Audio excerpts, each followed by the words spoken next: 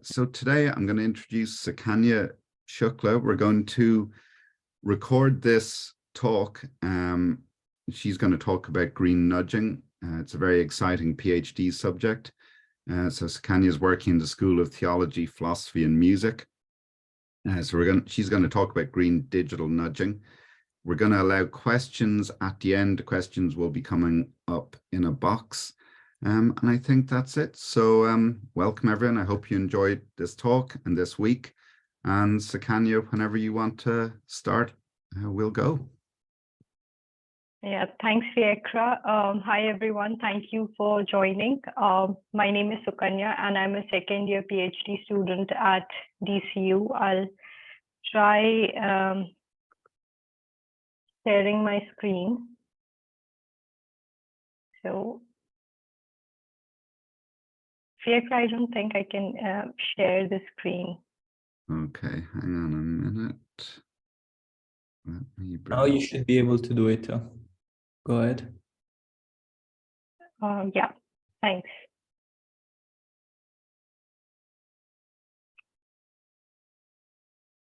Yeah, I think you can see my screen now.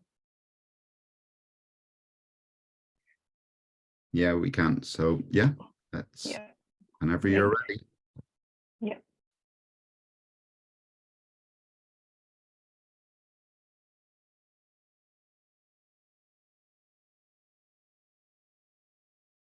All right. Thank you, everyone, for joining. My name is Sukanya, and I'm a second-year PhD student. I work primarily on the ethics of green nudges, and digital green nudges forms a very important subset of my PhD research. I really look forward to take away some interesting insights from this talk, and I'll begin. I think, climate change is not something that all of us are not aware about. This is headlines I took from last 2 weeks from different news articles and Google News. It shows that the urgency to act is not something that we can overlook. And from a very technical perspective, IPCC released a new summary for the policymakers, according to which we have already reached 1.1 degree centigrade of global warming, and it's just 7 to 8 years before we reach 1.5 degree centigrade. And when that happens, it's going to have a lot of repercussions for people who are living in geographically vulnerable areas, as well as it's going to put a lot of our survival and economy at stake. That said, treaties and protocols are something that are really important in this context, but then at the same time, IPCC or UN, they do recognize that individual action is something that's really important. And climate action is something that's not merely expected on an individual or an organizational or an international level. It's something that we really expect to achieve or in our individual lifestyle to achieve sustainability in general. Now, this is where nudges come in. So nudges are really popular environmental interventions. I think in 2008, Richard Thaler won Nobel Prize for nudge theory. Now, nudges are something that's really clever, sneaky, like I call it.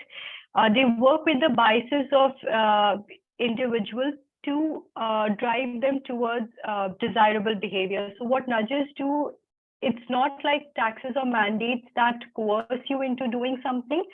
What nudges do is that they simply change the sequence of the available choice sets to an individual. And when that happens, one chooses options that are more desirable as per the policymaker, or are more desirable what a rational individual would want normally. This is an example of nudge that I have put on the slide. It's like a very efficient way to dispose your cigarette butt. Apart from that, I'll just give you a brief overview of how nudges work. So Richard Thaler's work is built on Kahneman and Tversky's, again, Nobel Prize winning work, which recognizes that our cognitive systems, they work on the basis of two systems. It's a dual cognitive system. So system one is the more instantaneous one. It's the one that's quicker. It's the one that doesn't use a lot of deliberation before acting. And system two is the rational one. So we might think that, oh, I'm a thoughtful person. I think a lot before I act. But what actually happens is that 80% of our actions, they rely on system one, which is the non-deliberative, instantaneous, and intuitive one. So nudges are basically built on a different theory that recognizes that agents are not actually rational in their actions. It's more about, it sort of denies the neoclassical model that takes, which is really popular in economics, that takes agents to be acting after putting in a lot of thought about what should be my next course of action. So we mostly rely on system one when we are making decisions in our day-to-day lives, and this is where nudges come in. They simply change the available choice set of the individuals, or they just evoke a certain feeling or emotion in the individual that makes them act in a way that would be desirable by a rational individual. What are green nudges? So green nudges work in a similar manner like other nudges do. What makes green nudges different is that they are not only self-regarding in nature like the other sort of nudges. So suppose when we are being nudged to consume healthy food, or when we are being nudged to say sign up for a lot of savings schemes or something like that, we are being nudged for our own good. But when green nudges act, they are all regarding, in a sense that they want you to nudge in order to prevent you from harming somebody else, which also includes like human and non-human entities. So it does the same work. It uses the biases and heuristics in an individual to drive them towards sustainable behavior. There are a lot of examples of this in general. I remember in DCU restaurant, we have stopped using disposable cutlery now. So we now have like steel forks and knives, and we use them and return them to the restaurant. This is a really great example of how small interventions, they can really save not a lot of money, but at the same time, they are really eco-friendly. We might have seen a lot of nudges in, I think, when we're shopping in the supermarkets, or when we are in, railway stations or airports in general. Now coming to digital green nudges, in my opinion, I think post-pandemic, we've really gone virtual in a sense that we really rely on internet or our computer screens or mobile phones to make a lot of decisions in everyday lives. I mean, in my personal experience, I might not go out every day, but I do go online every day to check my emails, to do normal everyday transactions, to just do like small acts. So earlier, what was being done in physical environments, it has all moved online.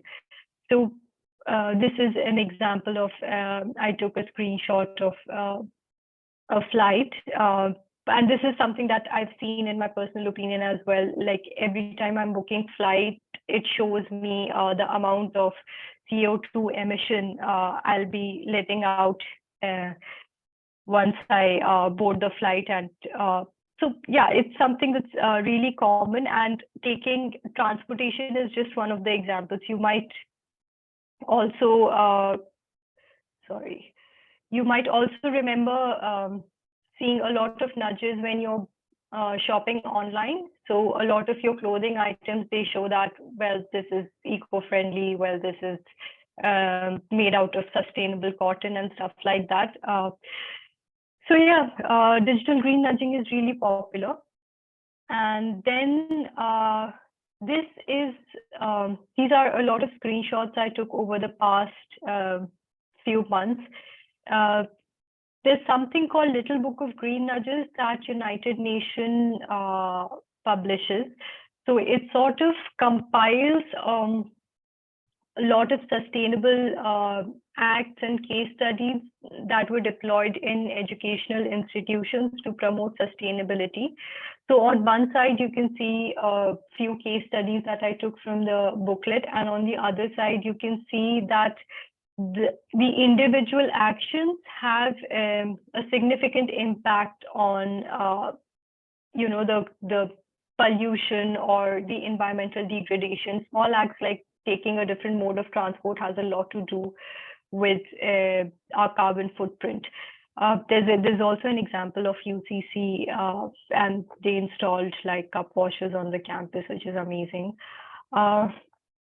Yeah, so that's, I think, all about nudges and what they have achieved and how do they work. Coming to the ethical context of nudges and placing them in an ethical context, basically.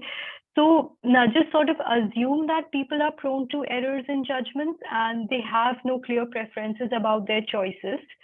And based on that presumptions, they nudge people towards sustainable behavior or, I don't know, a healthy behavior or something like that. So this entire idea that lies behind the use of nudges, it really calls out to them. And some people say, well, nudges are paternalizing or they're manipulative, they're compromising on my autonomy, which are, I completely agree, are genuine concerns. But what makes green nudges different from the other kind of nudges is that they're preventing third-party harm. Third-party harm, I can give you a very simple example of third-party harm is like, imagine a factory that disposes waste in a water body nearby. So people who are buying products from that particular factory and the people who are employed at that factory are benefiting from that certain function of the factory. But there's a third party involved, which also includes non-human entities, which is like the ecosystem within that particular water body and people consuming the water for their everyday life. So this is like the third party that is being harmed, which is not involved in this entire process of in this entire transaction, but then they are the ones who have to take up the burden of a certain act. So in this sense, green nudges address a third party harm, and since digital nudges also work in a similar manner, digital nudges address third-party harm as well. They try to prevent us from engaging in a behavior that can potentially harm not only ourselves, not only the coming generations, but also people other than us and the ones that are related to us. So with digital nudges, I think there's an additional layer of concern that comes in regards with the data and the information, because we've all gone on a limitless virtual platform, and every day when we are browsing a website, we consent to the cookies, and then we go on to read an article or access some information. So with this additional layer of concern about data privacy and protection, green nudges are intertwined with concerns regarding autonomy, paternalism, and like data protection, trust, fairness, and things like that.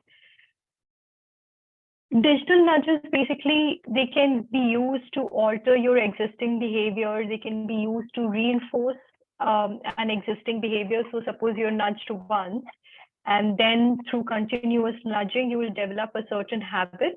And this is like reinforcement of an existing behavior. And then, of course, they can be used to develop new behavioral patterns in individuals. There can be different types of green nudges or digital nudges that can be used. So the first one, I think it's something most of us might not be aware of. It's called priming. So what priming usually does is that it uses sensory cues to nudge us. If you remember being in IKEA, there's a section where you have all the cabinets and nice stuff for your bathroom. You might remember like that nice smell of laundry detergent, or you might remember those Swedish meatballs that we have at IKEA. So they're all like using our olfactory senses to nudge us towards buying stuff or paying attention to what's out there. So priming basically use your sensory cues to nudge you towards sustainable behavior. In digital nudges, those cues can be auditory or visual. Goal setting is something that we all might have done.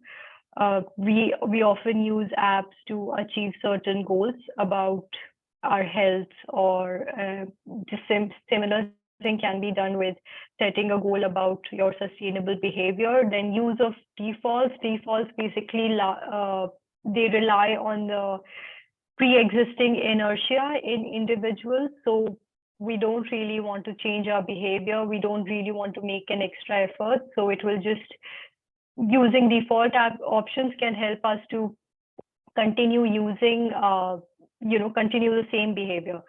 And then feedback is interesting in a sense that feedback gives you an overview of how you have performed, or social referencing gives you information about how other people have performed and then compares you with them. So in a sense that, inculcates a feeling of guilt or shame or pride in you, and you continue to act in a similar manner. Then framing is like cleverly disseminating the knowledge through nudges.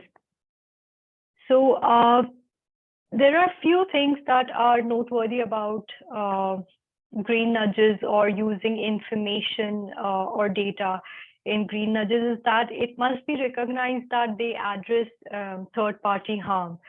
So they are not, unlike other kind of nudges, they are not aiming at our own benefit. Instead, they're addressing like a third-party harm.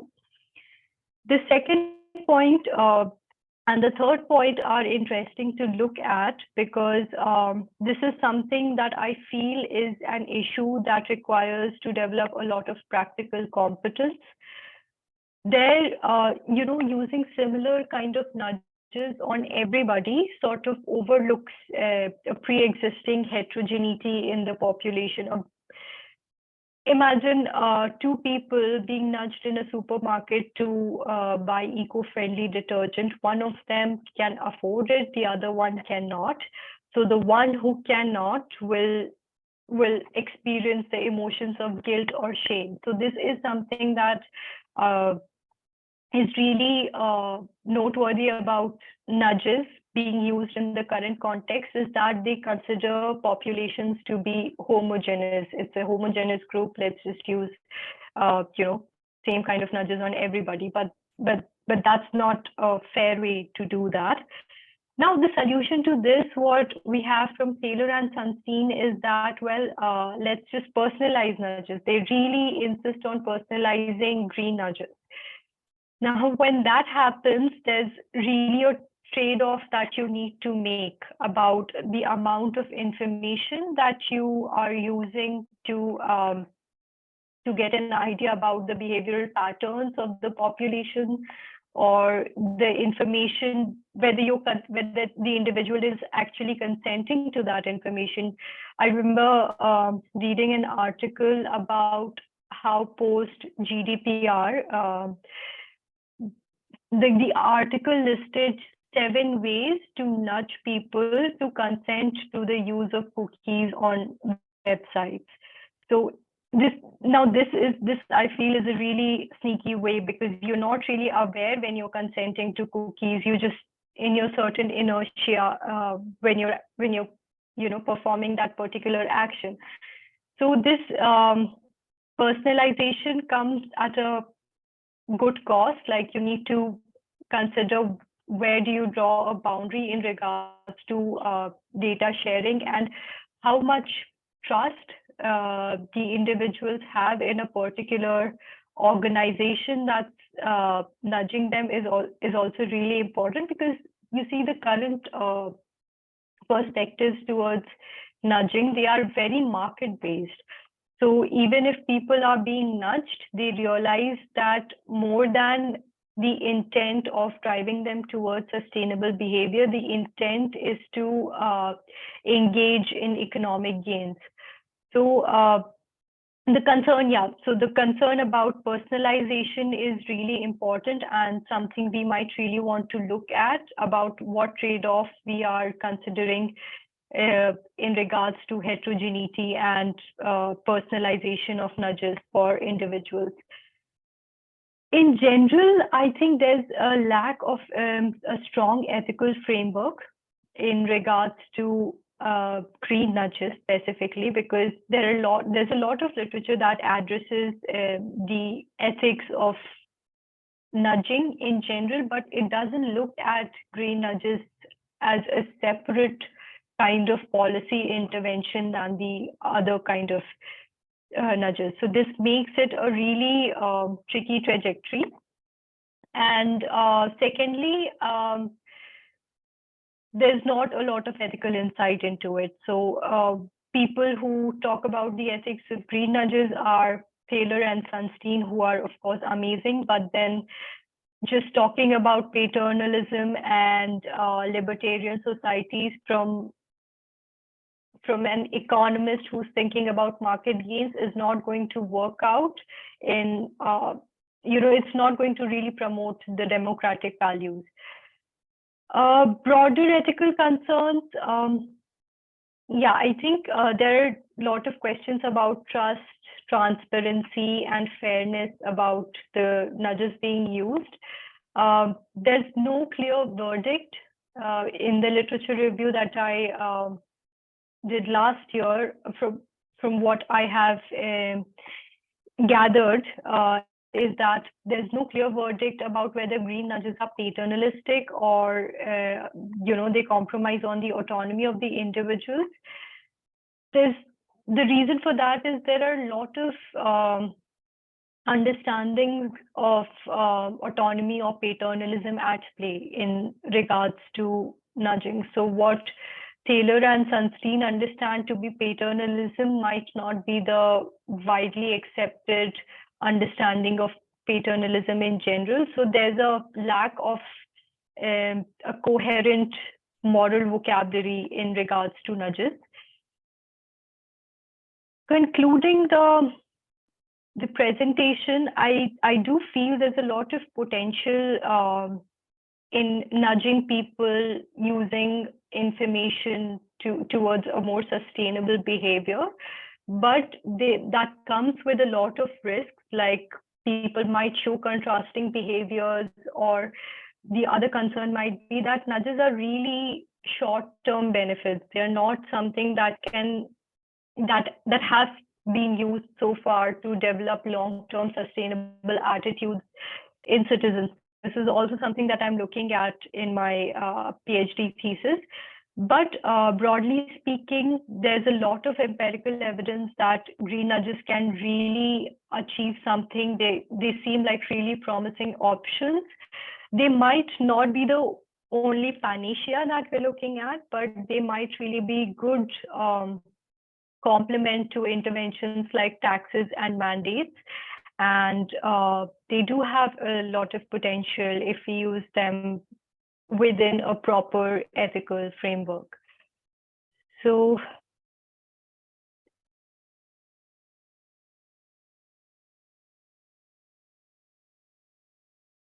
that's all from my end. Thanks, Fiekra. Thank you everyone for